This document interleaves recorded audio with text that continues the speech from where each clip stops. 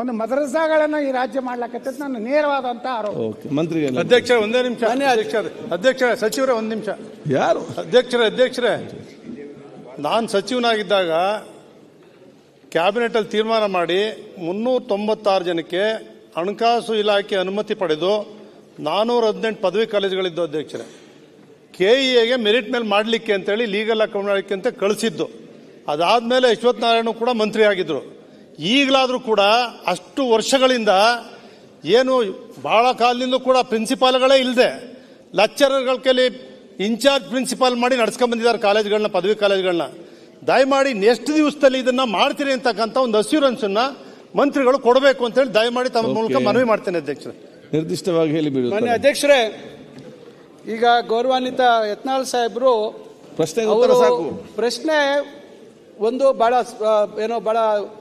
ಬಹಳ ಬಹು ಮುಖ್ಯವಾಗಿರ್ತಕ್ಕಂಥದ್ದು. ಆದ್ರೆ ಬೇರೆ ಬೇರೆ ಅದು ಅವರು ಮನಸ್ಸಿನಲ್ಲಿ ಇರುವಂತದ್ದು ಹೇಳ್ಬೇಕು ಅಂತ ಹೇಳಿದರೆ ಬಹುಶಃ ಅವ್ರು ಬೇರೆ ಸಂದರ್ಭದಲ್ಲಿ ಅದ್ರ ಬಗ್ಗೆ ಮಾತಾಡಬೇಕು.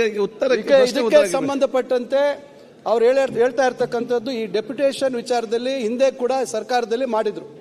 ನಾವು ಮೊನ್ನೆ ಸುಮಾರು ಜನರನ್ನ ನಾವೆಲ್ಲ ಕ್ಯಾನ್ಸಲ್ ಮಾಡಿದ್ವಿ. ಸಚಿವರೇ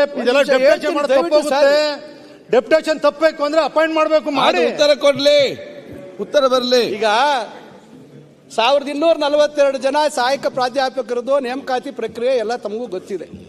2021ರಲ್ಲಿ ನೋಟಿಫಿಕೇಶನ್ ಆಗಿರ್ತಕ್ಕಂಥದ್ದು. ನಾವು ಕಳೆದ ವರ್ಷ ಒಂದೇ ದಿವಸ ಕೌನ್ಸಿಲಿಂಗ್ ಮಾಡಿ ಅದೇ ರಾತ್ರಿ ನೇಮಕಾತಿ ಆದೇಶವನ್ನು ಕೊಟ್ಟಿದ್ದೀರಿ.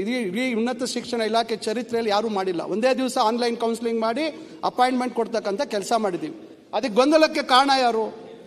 ಹಿಂದಿನ ಸರ್ಕಾರದಲ್ಲಿ ಹೈದರಾಬಾದ್ ಕರ್ನಾಟಕಕ್ಕೆ ಸಂಬಂಧಪಟ್ಟಂತ ವಿಚಾರದಲ್ಲಿ ಅವರು ಹೊರಡಿಸಿದಂತ notification final draft merit list ಆದ ಮೇಲೆ ಹೊರಡಿಸಿದಂತ ವಿಚಾರದಲ್ಲಿ ಇವತ್ತು ಎಲ್ಲಿ KIT ಇರ್ಬೋದು, ಹೈಕೋರ್ಟ್ ಇರ್ಬೋದು, ಇವೆಲ್ಲ ಸಮಸ್ಯೆ ಉದ್ಭವ ಆಯಿತು. ಇವೆಲ್ಲದರ ನಡುವೆ ನಾವು ಬಹಳ ಪ್ರಾಮಾಣಿಕವಾಗಿ ಅದನ್ನೆಲ್ಲ ಪರಿಹರಿಸಿ ನಾವು ಇನ್ನೂ ಹೈದರಾಬಾದ್ ಕರ್ನಾಟಕದ ನೇಮಕಾತಿ ಆಗದೆ ಇರತಕ್ಕಂಥ ಸಹಾಯಕ ಪ್ರಾಧ್ಯಾಪಕರದ್ದು ಇನ್ನೂ ಕೋರ್ಟಲ್ಲಿ ಪೆಂಡಿಂಗ್ ಇದೆ. ಅದನ್ನು ಹೊರತುಪಡಿಸಿ ಉಳಿದಂಥವ್ರಿಗೆ ನೇಮಕಾತಿ ಮಾಡೋಂಥ ಕೆಲಸ ಮಾಡಿದ್ದೀವಿ. ಏನೇನು ಗೊಂದಲಗಳು ಸೃಷ್ಟಿಯಾಗಿತ್ತು ಹಿಂದೆ ಅವನ್ನೆಲ್ಲ ನಿವಾರಿಸಿಕೊಂಡು ಇವತ್ತು ನಾವು ಒಂದು ಹಂತಕ್ಕೆ ತಂದಿದ್ದೀವಿ. ಸನ್ಮಾನ್ಯ GT ದೇವೇಗೌಡರು ಹಿರಿಯರು ಹೇಳಿದ್ದಾರೆ, ನಾವೀಗ ಇದೊಂದೇ ನಮಗೆ ಸಮಸ್ಯೆ ಇರ್ತಕ್ಕಂಥದ್ದು ಕೆನೆ ಪದರದ್ದು. ಆ ಕೆನೆ ಪದರದನ್ನ ನಾವು ಆದಷ್ಟು ತ್ವರಿತವಾಗಿ ಮಾಡ್ತೀವಿ. ಇನ್ನೆಲ್ಲ ರೆಡಿ ಇದೆ ನಮ್ಮ ಹತ್ರ, ಪ್ರತಿಯೊಂದು ನಮ್ಮ ಹತ್ರ ಇದೆ. ಅದು ಆಗ್ತ ಕೂಡಲೇ ಅವ್ರ ಹತ್ರ ಸಿಂಧುತ್ವ ತಗೊಂಡು ನಾವು ನೇಮಕಾತಿಯನ್ನ ಮಾಡ್ತಕ್ಕಂಥದ್ದಕ್ಕೆ ನಾವು ಬದ್ಧವಾಗಿದ್ದೀವಿ. ನೀವೇನು ಕಳಕಳಿಯನ್ನ ವ್ಯಕ್ತಪಡಿಸಿದ್ವಿ ಖಂಡಿತ ಅದು ಒಪ್ತೀನಿ. ಅಷ್ಟೇ ಕಳಕಳಿ ನಮ್ಮ ಸರ್ಕಾರಕ್ಕಿದೆ. ಅದನ್ನ ಮಾಡ್ತಕ್ಕಂಥ ಬದ್ಧತೆ ಮತ್ತು ಅದರ ಪ್ರಾಮಾಣಿಕವಾಗಿ ಸಮಸ್ಯೆಗಳನ್ನು ನಿವಾರಣೆ ಮಾಡಿ ಖಂಡಿತ ಮಾಡ್ತೀವಿ. ಅಧ್ಯಕ್ಷರೇ, ಈ ಪ್ರಾಧ್ಯಾಪಕರನ್ನ ಬೇರೆ ಬೇರೆ ಇಲಾಖೆಗೆ ನೀವು ಡೆಪ್ಯುಟೇಷನ್ ಕೊಟ್ಟಿದ್ರಿ, ಅದನ್ನು ವಾಪಸ್ ಯಾವಾಗ ತಗೋತೀರಿ? ಇದೊಂದು ಕೆಟ್ಟ ಚಾಳಿ ಬೆಳೆದ್ಬಿಟ್ಟಿದೆ ಸರ್ಕಾರದಲ್ಲಿ. ಪೊಲೀಸ್ ಇನ್ಸ್ಪೆಕ್ಟರ್ಗಳನ್ನ ಸಬ್ ರಿಜಿಸ್ಟ್ರಿಗೆ ನೇಮಿಸೋದು, ಅಲ್ಲಿಂದ ಏನು ಪಶುವೈದ್ಯಕೀಯ ಡಾಕ್ಟರ್ಗಳನ್ನ ತಾಲೂಕಾ ಡೆವಲಪ್ಮೆಂಟ್ EO ಅಂತ ಹೇಳಿ ನೇಮಿಸೋದು. ಹಾಗಾದ್ರೆ ಸರ್ಕಾರದಲ್ಲಿ ಶಿಕ್ಷಣಕ್ಕೇನು ಮಹತ್ವನೇ ಇಲ್ವಾ? ಏನು ಬೇಕಾದಂಗೆ ಮಾಡಿದ್ರೆ ನಡೀತದ?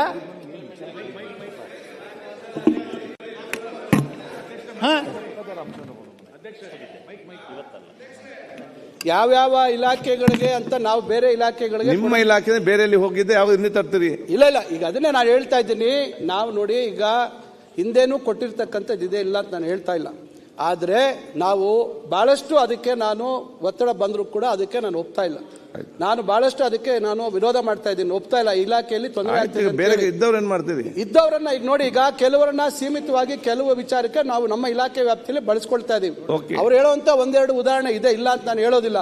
ಆದ್ರೆ ಅದನ್ನು ಕೂಡ ನಾವು ವಾಪಸ್ ತಗೋಬೇಕು ಅಂತಕ್ಕಂಥದ್ದು ನಮ್ಮ ಇಲಾಖೆಯ ಒಂದು ಇದು ಬೈಕೆ ಇದೆ. ಅದನ್ನ ನಾವು ಮುಂದೆ ಕ್ರಮ ತೆಗೆದುಕೊಳ್ತೀವಿ. ವಿಜಯಾನಂದ ಕೇಶವನವರ್, ಮಾನ್ಯ ಸಭಾಧ್ಯಕ್ಷರೇ, ಗೋಪಾಲ ಕೃಷ್ಣ ಬೇಲೂರು, ಪ್ರಶ್ನೆಯನ್ನ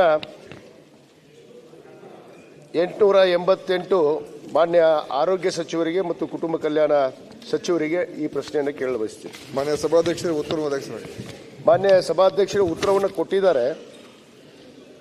ಇಲ್ಲಿ ಹುನಗುಂದ ಮತಕ್ಷೇತ್ರದಲ್ಲಿ ಮಾನ್ಯ ಆರೋಗ್ಯ ಸಚಿವರು ಮೊನ್ನೆ ತಾನೇ ಆಯುರ್ವೇದದಲ್ಲಿ ಇವತ್ತು ನಮಗೆ ತಾಯಿ ಮತ್ತು ಮಕ್ಕಳ ಆಸ್ಪತ್ರೆಯನ್ನ ಇವತ್ತು ನಮ್ಮ ಮತಕ್ಷೇತ್ರಕ್ಕೆ 50 ಹಾಸಿಗೆ ಆಸ್ಪತ್ರೆಯನ್ನು ಕಲ್ಪಿಸಿಕೊಟ್ಟಿದ್ದಾರೆ. ಮಾನ್ಯ ಮುಖ್ಯಮಂತ್ರಿಗಳಿಗೆ, ಮಾನ್ಯ ಆರೋಗ್ಯ ಸಚಿವರಿಗೆ ನಾನು ಧನ್ಯವಾದಗಳು ಅರ್ಪಿಸ್ತೇನೆ. ಅದರ ಜೊತೆಗೆ ಮಾನ್ಯ ಸಭಾಧ್ಯಕ್ಷರೇ, ಇಲ್ಕಲ್ ಹೊಸದಾಗಿ ಆಗಿರುವಂಥ ತಾಲೂಕು, ಇಲ್ಲಿ 2001ರಲ್ಲೇ ಸಮುದಾಯ ಆರೋಗ್ಯ ಕೇಂದ್ರ ಪ್ರಾರಂಭ ಆಗಿತ್ತು. ಹಿಂದೆ ನಮ್ಮ ತಂದೆಯವರು ಸಚಿವರಿದ್ದರು, ಆ ಸಂದರ್ಭದಲ್ಲಿ 50 ಹಾಸಿಗೆಯ ಸಮುದಾಯ ಆರೋಗ್ಯ ಕೇಂದ್ರ ಪ್ರಾರಂಭ ಆಗಿತ್ತು. ಇವತ್ತು ಒಂದು ಇಳಕಲ್ ನಗರ ಪ್ರದೇಶ ಸುಮಾರು 1 ಲಕ್ಷಕ್ಕೂ ಹೆಚ್ಚು ಜನಸಂಖ್ಯೆ ಇರುವಂಥ ಒಂದು ನಗರ. ಅದು ಸುತ್ತಮುತ್ತ ಸುಮಾರು 76 ಗ್ರಾಮಗಳು ಬರ್ತವೆ. ಆದ ಕಾರಣ ನಾನು ಮಾನ್ಯ ಸಚಿವರಲ್ಲಿ ಅಲ್ಲಿ ಸಿಬ್ಬಂದಿ ಕೊರತೆ ಇರ್ಬೋದು ಮತ್ತು ಆ ತಾಲೂಕು ಆಸ್ಪತ್ರೆ ಆಗಿ ಅದನ್ನು ಮೇಲ್ದರ್ಜೆಗೆ ಏರಿಸಬೇಕು ಅಂತೇಳಿ ನಾನು ವಿನಂತಿಯನ್ನು ಮಾಡಿಕೊಂಡಿದ್ದೇನೆ. ಯಾಕಂದರೆ ನಗರ ಪ್ರದೇಶವೇ ಸುಮಾರು 1 ಲಕ್ಷಕ್ಕೂ ಹೆಚ್ಚು ಜನಸಂಖ್ಯೆ ಇದೆ. ಅದರ ಜೊತೆಗೆ ಆ ತಾಲೂಕಕ್ಕೆ ಇಳಕಲ್ ತಾಲೂಕಕ್ಕೆ 73 ಗ್ರಾಮಗಳು ಬರ್ತಾವೆ ಮಾನ್ಯ ಸಭಾಧ್ಯಕ್ಷರೇ. ಆದ ಕಾರಣ ಅಲ್ಲಿ ಸಾಕಷ್ಟು ಸಿಬ್ಬಂದಿ ಕೊರತಿದೆ. ಯಾಕಂದ್ರೆ ಅಲ್ಲಿ ಇರುವಂತ ಬಡ ನೇಕಾರರು, ಬಡ ಕೂಲಿ ಕಾರ್ಮಿಕರು ಇರುವಂತ ಒಂದು ಪ್ರದೇಶ, ಅದು ಹಿಂದುಳಿದ ವರ್ಗದ ತಾಲೂಕೆ. ಆದ ಕಾರಣ ಮಾನ್ಯ ಸಚಿವರಿಗೆ ತಮ್ಮ ಮುಖಾಂತರ ವಿನಂತಿ ಮಾಡಿಕೊಳ್ಳೋದಿಷ್ಟೇ, ಬೇಗನೆ ಅದನ್ನು 100 ಹಾಸಿಗೆ ಆಸ್ಪತ್ರೆಯನ್ನಾಗಿ ಪರಿಗಣಿಸಿ ಆ ಆಸ್ಪತ್ರೆಗೆ ಎಲ್ಲ ಸಿಬ್ಬಂದಿಗಳನ್ನ, ಎಲ್ಲ ವೈದ್ಯರನ್ನ ಸರಿಯಾಗಿ ಒದಗಿಸುವಂತ ನಾನು ಕೇಳಿದ್ದೀನಿ. ಅದಕ್ಕೆ ಉತ್ತರ ಕೊಟ್ಟಿದ್ದಾರೆ ಮಾನ್ಯ ಅಧ್ಯಕ್ಷರೇ. ಆದರೆ ಅದು ತೀವ್ರಗತಿಯಲ್ಲಿ ಆಗಲಿ ಅಂತ ನನ್ನ ಒತ್ತಾಯ ಮಾನ್ಯ ಅಧ್ಯಕ್ಷರು. ಮಾನ್ಯ ಸಭಾಧ್ಯಕ್ಷರು, ಈಗಾಗಲೇ ನಾನು ಬಹುಶಃ ಸ್ವಲ್ಪ ತಡವಾಗಿ ಬಂದರು. ಹಿಂದಿನ ಒಂದು ಪ್ರಶ್ನೆ ಇದೇ ಥರ ಇತ್ತು, ನಮಗೆ ತಾಲೂಕು ಆಸ್ಪತ್ರೆ ಮಾಡಿಕೊಡಿ ಅಂತ. ಅದು ನಾನು ಈಗಾಗಲೇ ಹೇಳಿದ್ದೀನಿ. ಈಗ ಎಲ್ಲಿ 11 ತಾಲೂಕು ಹೊಸ ತಾಲೂಕುಗಳಲ್ಲಿ ಸಮುದಾಯ ಆರೋಗ್ಯ ಕೇಂದ್ರ ಇಲ್ಲದೇ ಇರತಕ್ಕಂಥದ್ದನ್ನು ಮೊದಲು ಮಾಡ್ತಾ ಇದ್ದೀವಿ ಈ ವರ್ಷ ಅಂತ. ಅದು ಈ ಆಯುರ್ವೇದದಲ್ಲಿ ಕೊಟ್ಟಿದ್ದೀವಿ. ಅಂದರೆ ಈಗ ಎಲ್ಲರೂ ಒಪ್ಪಿಗೆ ಕೊಟ್ಟರೆ ಆಯುರ್ವೇದಕ್ಕೆ ಅದು ಜಾರಿ ಆಗ್ತದೆ. ಅವರಿಗೆ ಮತ್ತೆ MCH ಆಸ್ಪತ್ರೆ ಕೂಡ ನಾವು ಈ ವರ್ಷ ಕೊಡ್ತಾ ಇದ್ದೀವಿ. ಅದಕ್ಕೂ ಅವರು ಧನ್ಯವಾದ ಅರ್ಪಿಸಿದ್ದಾರೆ. ನಾನು ಕೂಡ ಅವರಿಗೆ ಅದರಿಂದ ಒಳ್ಳೇದಾಗುತ್ತೆ ಅನ್ಕೊಂಡಿದ್ದೀನಿ. ಆದರೆ ಈಗ ಅವರು ತಾಲೂಕು ಆಸ್ಪತ್ರೆ ಮಾಡಿ ಅಂತ ಹೇಳಿದ್ದಾರೆ ಇಳಕಲ್ಗೆ. ಮುಂದಿನ ದಿವಸದಲ್ಲಿ ಖಂಡಿತ ಜನಸಂಖ್ಯೆ ಮತ್ತು ಬೇಡಿಕೆ ಆಧಾರದ ಮೇಲೆ ಅದನ್ನು ಮುಂದಿನ ದಿವಸಗಳಲ್ಲಿ ಅದು ಹಂತ ಹಂತವಾಗಿ ಮಾಡ್ಕೊಳ್ಳೋದಕ್ಕೆ ನಾವು ಪ್ರಯತ್ನ ಮಾಡೋಣ. ಅದಕ್ಕೆ ಖಂಡಿತ ನಮ್ಮ ಗಮನ ಇರ್ತದೆ ಅಂತ ಮಾನ್ಯ ಶಾಸಕರಲ್ಲಿ ನಾನು ಮಾನ್ಯ ಸಭಾಧ್ಯಕ್ಷರಿಗೆ ಬಯಸ್ತೀನಿ. ಮಾನ್ಯ ಸಚಿವರು ಒಪ್ಪಿಗೆ ಕೊಟ್ಟಿದ್ದಾರೆ. ಆದ್ರೆ ನನ್ನ ವಿನಂತಿ ಏನಂದ್ರೆ 73 ಗ್ರಾಮಗಳು ಅದಕ್ಕೆ ಇಳಕಲ್ ತಾಲೂಕು, ಹೊಸ ತಾಲೂಕಕ್ಕೆ. ನಗರ ಪ್ರದೇಶವೇ 1 ಲಕ್ಷ ಜನಸಂಖ್ಯೆ ಇದೆ. ಕೇವಲ ಅದು 50 ಹಾಸಿಗೆ ಆಸ್ಪತ್ರೆ ಇದೆ, ಸಮುದಾಯ ಕೇಂದ್ರ ಆಗಿರೋದ್ರಿಂದ ಅಲ್ಲ ಮಾನ್ಯ ಅಧ್ಯಕ್ಷರೇ, ಅದನ್ನು ಸ್ವಲ್ಪ ಇದೇ ವರ್ಷದಲ್ಲಿ ಅದನ್ನ ಮೇಲ್ದರ್ಜೆಗೇರಿಸಿ ಅಲ್ಲಿರುವಂತಹ ನಮ್ಮ ಹುನಗುಂದ ತಾಲೂಕಲ್ಲಿರುವಂತಹ ಸಿಬ್ಬಂದಿ ಕೊರತೆ ಇರ್ಬೋದು, ಇಳಕಲ್ಲಲ್ಲಿ ಇರ್ಬೋದು, ಆ ಎಲ್ಲ ಸಿಬ್ಬಂದಿಗಳನ್ನು ಒದಗಿಸಿಕೊಡಬೇಕು, ವೈದ್ಯರನ್ನು ಕೂಡ ಒದಗಿಸಿಕೊಡಬೇಕು ಅಂತ ಮತ್ತೊಮ್ಮೆ ವಿನಂತಿ ಮಾಡ್ತೀನಿ. Gopalaiah. Thank you sir. Gopalaiah ಅವರು. ಪ್ರಶ್ನೆ ಸಂಖ್ಯೆ 1806 ಉನ್ನತ ಶಿಕ್ಷಣ ಸಚಿವರನ್ನ ಕೇಳಬಯಸ್ತೇನೆ. ಸನ್ಮಾನ್ಯ ಸಭಾಧ್ಯಕ್ಷರೇ, ಉತ್ತರವನ್ನು ಒದಗಿಸಲಾಗಿದೆ. ಸನ್ಮಾನ್ಯ ಸಭಾಧ್ಯಕ್ಷರೇ, ಉತ್ತರ ಕೊಟ್ಟಿದ್ದಾರೆ. ಮಹಾಲಕ್ಷ್ಮಿ ಲೇಔಟ್ನಲ್ಲಿ ಕಾಲೇಜು ಬೇಕು ಅಂತಕ್ಕಂಥದ್ದನ್ನ ಕೇಳಿದ್ದೇನೆ. 2016ರಿಂದ ಮಹಾಲಕ್ಷ್ಮಿ ರಾಜಾಜಿನಗರ ಕ್ಷೇತ್ರದಲ್ಲಿ 2007ರಲ್ಲಿ ಕಾಲೇಜ್ ಪ್ರಾರಂಭ ಆಗಿ ಕ್ಷೇತ್ರ ವಿಭಜನೆ ಆದ ನಂತರ 2016ರಿಂದ ಆ ಕಟ್ಟಡ ಶಿಥಿಲವಾಗಿರ್ತಕ್ಕಂಥ ಸಂದರ್ಭದಲ್ಲಿ ಮಹಾಲಕ್ಷ್ಮಿ ಲೇಔಟ್ನಲ್ಲಿ 16ರಿಂದ ಕಾಲೇಜು ನಡೀತಾ ಇದೆ. ಸುಮಾರು 10 ಕೋಟಿ ರೂಪಾಯಿ ಖರ್ಚು ಮಾಡಿ ಅಲ್ಲಿ ಕಾಲೇಜನ್ನು ಕಟ್ಟಿರ್ತಕ್ಕಂಥದ್ದು ಹಂತ ಹಂತವಾಗಿ 40 ಕೊಠಡಿಗಳಿದೆ ಅಲ್ಲಿ. ನಾನು ಸಚಿವರಿಗೂ ಮನವಿ ಮಾಡ್ಕೊಂಡಿದ್ದೇನೆ, ಸರ್ಕಾರಕ್ಕೂ ಮನವಿಯನ್ನು ಮಾಡ್ಕೊಂಡಿದ್ದೇನೆ. ಒಂದು ಪ್ರತ್ಯೇಕವಾದ ಕಾಲೇಜನ್ನು ಕೊಡಬೇಕು ಮಹಾಲಕ್ಷ್ಮಿ ಲೇಔಟ್ಗೆ ಅಂತಕ್ಕಂಥದ್ದನ್ನ. ಈಗ ರಾಜಾಜಿನಗರದಲ್ಲಿ ಹೊಸ ಬಿಲ್ಡಿಂಗ್ ಪ್ರಾರಂಭ ಆಯ್ತಾ ಇದೆ, ಕೆಲವೇ ದಿನದಲ್ಲಿ ಆಗುತ್ತೆ. ಈ ವಿದ್ಯಾರ್ಥಿಗಳು ಅಲ್ಲಿಗೆ ಶಿಫ್ಟ್ ಆಯ್ತಾರೆ. 40 ಕೊಠಡಿಗಳಿರ್ತಕ್ಕಂಥ 10 ಕೋಟಿ ಖರ್ಚು ಮಾಡಿರ್ತಕ್ಕಂಥ ಕಟ್ಟಡನ ಖಾಲಿ ಬಿಡದ ನಾನು ಹಲವಾರು ಸರಿ ಮನವಿ ಮಾಡ್ಕೊಂಡಿದ್ದೇನೆ. ಜೊತೆಗೆ ರಾಜ್ಯದಲ್ಲಿ ಯಾವ್ಯಾವ ಕ್ಷೇತ್ರದಲ್ಲಿ ಕಾಲೇಜ್ಗಳಿಲ್ಲ ಅಂತಕ್ಕಂಥದ್ದನ್ನ ಕೇಳಿದ್ದೇನೆ. 14 ಇಡೀ ರಾಜ್ಯದಲ್ಲಿ, ಬೆಂಗಳೂರು ನಗರದಲ್ಲಿ 6, ಗ್ರಾಮೀಣ ಪ್ರದೇಶದಲ್ಲಿ 8 ಕಡೆ ಕಾಲೇಜ್ ಇಲ್ಲ ಅಂತಕ್ಕಂಥದ್ದನ್ನ ಮಾಹಿತಿಯನ್ನ ಕೊಟ್ಟಿದ್ದಾರೆ. ಸುಮಾರು ಸುಸಜ್ಜಿತವಾದ ಕಾಲೇಜು 10 ಕೋಟಿ ರೂಪಾಯಿ ಖರ್ಚು ಮಾಡಿರ್ತಕ್ಕಂಥ ಮಹಾಲಕ್ಷ್ಮಿ ಲೇಔಟ್ನಲ್ಲಿ ಒಂದು ಕಾಲೇಜು ಕೊಡಬೇಕು. ಆ ಕಾಲೇಜು ಯಾವ್ಯಾವ ಡಿಸ್ಟೆನ್ಸ್ ಐತೆ ಅಂತಕ್ಕಂಥದ್ದು ಹೇಳಿದ್ದಾರೆ.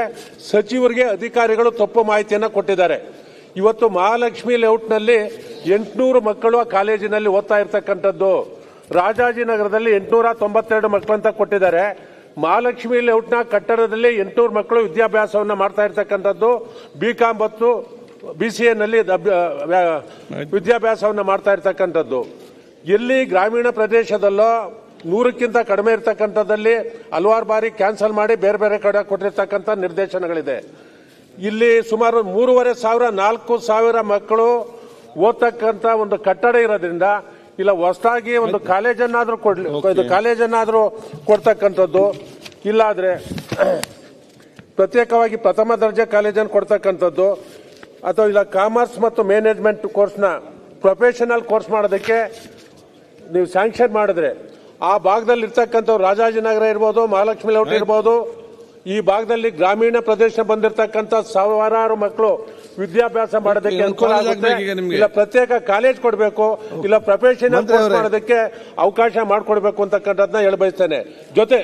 ಜೊತೆಗೆ ನಮ್ಮ ಶಿಕ್ಷಣ ಇಲಾಖೆ ಅಧಿಕಾರಿ, ಅದು ಪ್ರಾಥಮಿಕ ಇರ್ಬೋದು, ಪ್ರೌಢಶಾಲೆ ಇರ್ಬೋದು, ಸುಮಾರು 60 ಕೋಟಿ ಖರ್ಚು ಮಾಡಿ ಕಾಲೇಜನ್ನ ಹೈಸ್ಕೂಲ್ ಅನ್ನ ಕಟ್ಟಿದ್ದೇವೆ ಸಭಾಧ್ಯಕ್ಷೆ. ಇಡೀ ರಾಜ್ಯದಲ್ಲಿ ಸುಸಜ್ಜಿತ ಕಾರ್ಪೊರೇಟ್ ಶಾಲೆಗಿಂತ ಅತ್ಯುತ್ತಮವಾದ ಶಾಲೆಗಳಿದೆ. ಒಂದು ದಿನ ಒಬ್ಬ ಅಧಿಕಾರಿ ಬಂದು ನಮ್ಮ ಕಾಲೇಜ್ ಐತೆ ಅಂತ ನೋಡಿಲ್ಲ, ಒಬ್ಬ ಅಧಿಕಾರಿಗಳು ಬಂದು ಯಾರು ನೋಡಿಲ್ಲ. ಆ ಪರಿಸ್ಥಿತಿ ಇದೆ. 4 ಸ್ಕೂಲ್ಗಳು ಕಟ್ಟಿರ್ತಕ್ಕಂಥದ್ದು ಕಾರ್ಪೊರೇಟ್ ಶಾಲೆಗಿಂತ ಅತ್ಯುತ್ತಮವಾದ ಶಾಲೆಗಳಿದೆ. ಒಬ್ಬ ಅಧಿಕಾರಿಗಳು ನಮ್ಮ ಶಾಲೆ ಐತೆ ಅಂತ ಅಂದ್ಬಿಟ್ಟು ಅವ್ರಿಗೆ ಗೊತ್ತಿಲ್ಲ. ಕೆಲಸ ನಮ್ಗೆ ಸಂತೋಷ. ಈಗ ನೀವು ಕಾಲೇಜ್ ಬಗ್ಗೆ ಚರ್ಚೆ ಮಾಡ್ತಿದ್ದೀರಿ, ಸ್ಕೂಲ್ ಬಗ್ಗೆ ಮತ್ತೆ ಮಾತಾಡುವ. ಈಗ ಕಾಲೇಜ್ ಉತ್ತರ ಕೊಡಿ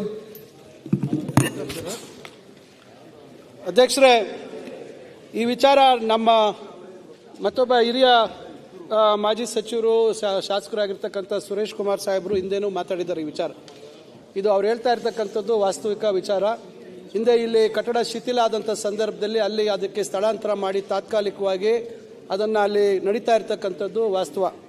ಈಗ ಏನಾಗಿದೆ ಸನ್ಮಾನ್ಯ ಅಧ್ಯಕ್ಷರೇ, ಮಾನ್ಯ ಸದಸ್ಯರು ಹೇಳಿದಾಗೆ ಭಾಳಷ್ಟು ಕಡೆ ಹಿಂದೆ ಅವೈಜ್ಞಾನಿಕವಾಗಿ ಹೋಬಳಿ ಮಟ್ಟದಲ್ಲೆಲ್ಲ ಕಾಲೇಜು ತೆಗೆದುಬಿಟ್ಟಿದ್ದಾರೆ. ಅಲ್ಲಿ ದಾಖಲಾತಿ ಸಂಖ್ಯೆ ಕಮ್ಮಿ ಇದೆ. ಕಳೆದ ವರ್ಷ ಒಂದು ಭಾಗದಲ್ಲಿ ನಾವು 26 ಜನ ಮಕ್ಕಳಿದ್ರು ಅಂತೇಳಿ ಅದನ್ನು ಸ್ಥಳಾಂತರ ಮಾಡುವಂಥ ಸಂದರ್ಭದಲ್ಲಿ ಆ ಭಾಗದ ಶಾಸಕರು ನನ್ನ ಮೇಲೆ ಭಾಳ ಸಿಟ್ಟಾಗ್ಬಿಟ್ರು. ಭಾಳ ಸಿಟ್ಟಾಗಿ ಏನು ನೀವು ನಮಗೆ ತೊಂದರೆ ಮಾಡ್ತಾ ಇದ್ದೀರಾ ಹಾಗೆ ಹೇಗೆ ಅಂತಕ್ಕಂಥ ರೀತಿಯಲ್ಲಿದೆ. ಈಗ ನಾನು ಇಲ್ಲಿರ್ತಕ್ಕಂಥ ಎಲ್ಲ ಸದಸ್ಯರಲ್ಲೂ ಮನವಿ ಮಾಡ್ತೇನೆ. ಅವರು ಹೇಳ್ತಾ ಇರ್ತಕ್ಕಂಥದ್ದು ವಾಸ್ತವಿಕ. ಹೋಬಳಿ ಮಟ್ಟದಲ್ಲೆಲ್ಲ ಕಾಲೇಜು ಯಾವ ಕಾರಣಕ್ಕೆ ಹಿಂದೆ ಮಾಡಿದ್ರು ಅಂತಕ್ಕಂಥದ್ರ ಬಗ್ಗೆ ನಾನು ಹೋಗೋದಿಲ್ಲ. ಆದರೆ ಮಕ್ಕಳ ಏನು ಭವಿಷ್ಯದ ದೃಷ್ಟಿಯಲ್ಲಿ ಅವರು ಹೆಚ್ಚು ಸ್ಪರ್ಧಾತ್ಮಕತೆಯನ್ನು ಬೆಳೆಸ್ಕೋಬೇಕಾದ್ರೆ ತಾಲೂಕು ಮಟ್ಟದಲ್ಲೇ ಬೇಕಾದ್ರೆ 2,000 ಅಲ್ಲ 5,000 6,000 ಮಕ್ಕಳಿದ್ರು ಕಾಲೇಜು ತಪ್ಪಿಲ್ಲ. ಗುಣಾತ್ಮಕ ಶಿಕ್ಷಣ ಕೊಡಲಿಕ್ಕೆ ಸಾಧ್ಯ ಆಗುತ್ತೆ. ಹೋಬಳಿ ಮಟ್ಟದಲ್ಲಿ ಹೋದಾಗ ಒಂದು ಕ್ಲಾಸಲ್ಲಿ 10 ಜನ 20 ಜನ ಕೂತಾಗ ಅಲ್ಲಿ ಕಾಂಪಿಟೇಟಿವ್ನೆಸ್ ಬರೋದಿಲ್ಲ, ಸ್ಪರ್ಧಾತ್ಮಕತೆ ಬರೋದಿಲ್ಲ, ಮತ್ತೆ ಭಾಷೆ ಕಲೀಲಿಕ್ಕೂ ಮತ್ತೊಂದಕ್ಕೂ ಎಲ್ಲದಕ್ಕೂ ತೊಂದರೆ ಆಗುತ್ತೆ. ಅದರಿಂದ ನಾನು ಕೇಳೋಂಥದ್ದು, ಈಗ ಸುಮಾರು ಏನೀಗ ನಾವು 14 ಕಡೆ ವಿಧಾನಸಭಾ ಕ್ಷೇತ್ರಗಳಲ್ಲಿ ಕಾಲೇಜ್ ಇಲ್ಲ ಅಂತಕ್ಕಂಥದ್ದು ನಮ್ಮ ಗಮನದಲ್ಲಿದೆ. ನಾನು ಮಾನ್ಯ ಮುಖ್ಯಮಂತ್ರಿಗಳ ಗಮನಕ್ಕೂ ತಂದಿದ್ದೇನೆ ಈ ವಿಚಾರ.